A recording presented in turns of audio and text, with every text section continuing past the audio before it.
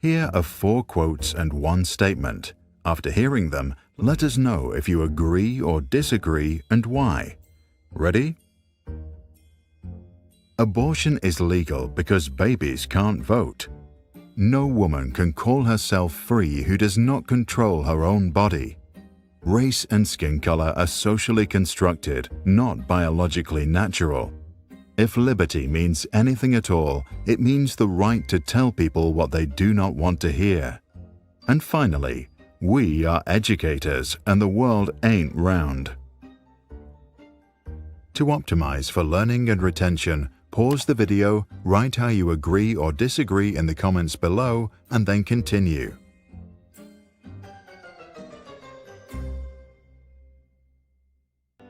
When you discuss a topic and everyone agrees, the conversation often dies out quickly.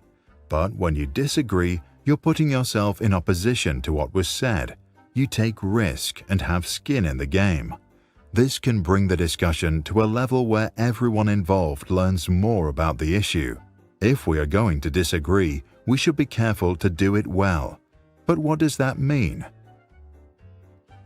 In 2008, Paul Graham attempted to answer this question by proposing a hierarchy with 7 stages of disagreement, ranging from weak to strong.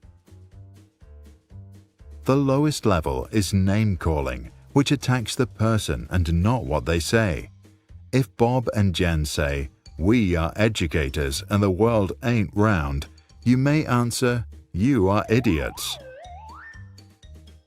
Second is the ad hominem attack, which questions the authority of someone without addressing the argument. If they say, "We are educators and the world ain't round," you can respond, "You may be educators, but you certainly aren't scientists." Like name-calling, it's a weak form of disagreement, as it attacks them but not what they say.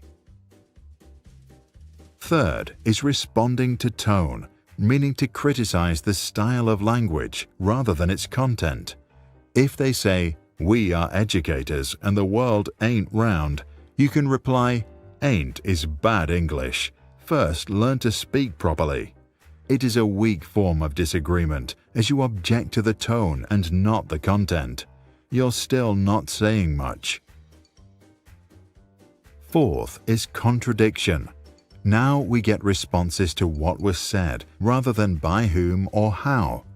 If they say, "We are educators and the world ain't round," you can retort, "It is round." Contradiction can have weight because sometimes seeing the opposing case stated explicitly is enough to get the point across. But this is not always the case. The counter-argument is a contradiction with reasoning and the first form of convincing disagreement. If they say, "We are educators and the world ain't round," you can answer, "I'm a scientist and it isn't flat either. In fact, from space it looks pretty round." When aimed squarely at the original argument, it can be convincing, but often 2 people who are arguing passionately about something are actually talking about 2 different things. The refutation is quoting someone and explaining why they are mistaken.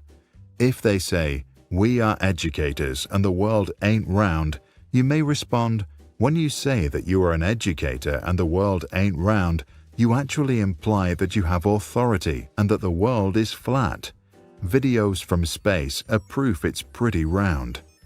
It's a convincing form of disagreement. It's also a rare form because it's more work. Refuting the central point is the most powerful form of disagreement. Prior to this level, you have been unclear or, in the worst case, deliberately dishonest.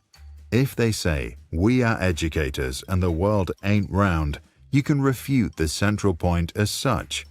Your statement that the Earth is not round is technically right, the Earth being closer to an ellipsoid. But by only sharing what the Earth is not, without adding any clarification, you lead people to believe whatever fits best with their own convictions, provided it is not that the Earth is round. Assuming educators are meant to help people understand better, This is in direct contradiction with the idea of you being an educator and thus makes your statement an oxymoron.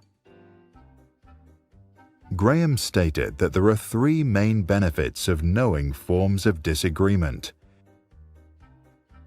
It helps us to evaluate what we read, see, and hear. In particular, it helps us spot intellectually dishonest arguments from speakers who use words eloquently.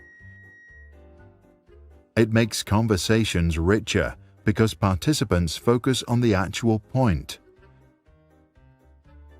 It makes us happier.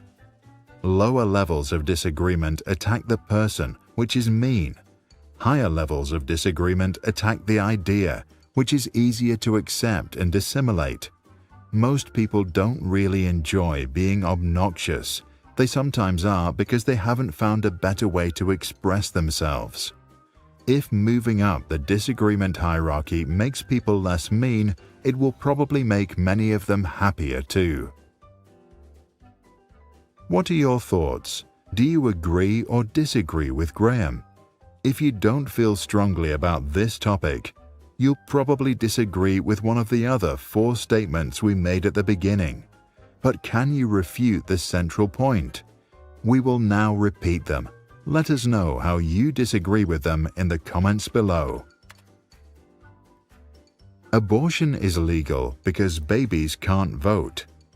No woman can call herself free who does not control her own body. Race and skin color are socially constructed, not biologically natural. If liberty means anything at all, it means the right to tell people what they do not want to hear.